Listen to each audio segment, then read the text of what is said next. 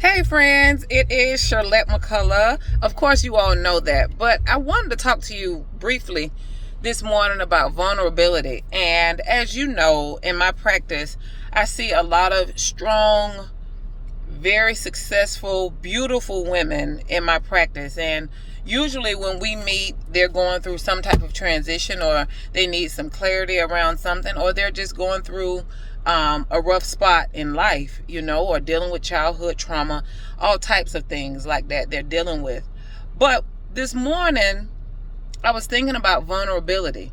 And oftentimes, those of us who are very strong, independent, confident women, we have a challenge with being vulnerable. And right now, everybody is talking about being soft and living a soft life and things like that. But when you've experienced so much trauma, you've experienced so many bad relationships, whether that's family or friends or romantic friendship relationships, it's hard to say that you're open to being vulnerable.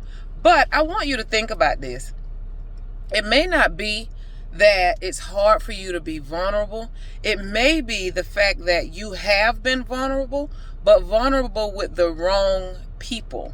So none of us like to show our softer side to people who don't receive it well, or who can't be for us in that moment in our vulnerability, or they're able to listen and respond in the way that we need. So it can cause us to shut down or not feel well about vulnerability. But I want you to think about this when it comes to vulnerability. Just start thinking about your relationships and the people that you trust and the people that you should not have trust.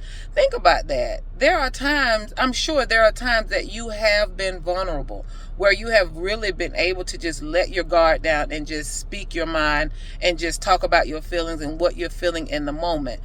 But also, I want you to think about, were they the right person? And when you think about vulnerability, the same example that I give for boundaries, think of vulnerability as a house.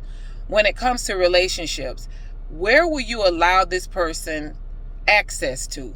Access on your porch, access in your living room, access in your bedroom, access on your back porch, in your pool area, on your patio area. Think about that.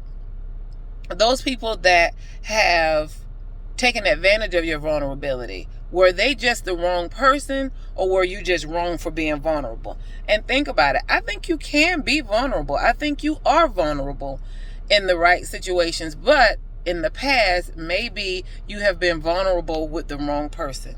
So think about that. When you're thinking about living a soft life, when you're thinking about trusting people, when you're thinking about forgiveness, when you're thinking about moving away from avoiding who you really are and really showing up as your authentic self.